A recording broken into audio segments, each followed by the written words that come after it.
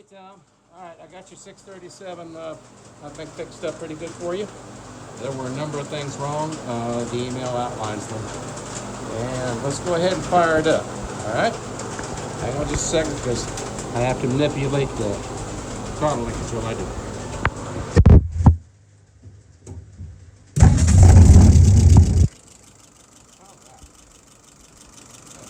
See? It's running. All right. Let's look at some numbers. I have an idle RPM of about 675. That's looking good. Fuel pressure is about 2.5 plus. Vacuum is sitting at 23, looking pretty good. And there's my dwell at 42. All right, pulling through a couple times.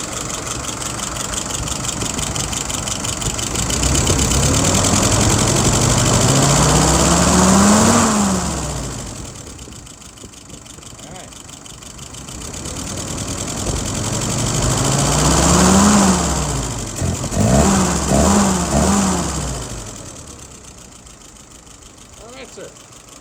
Only you gotta remember is make sure she gets warm before you go anywhere. Alright? Alright. Thank you, sir.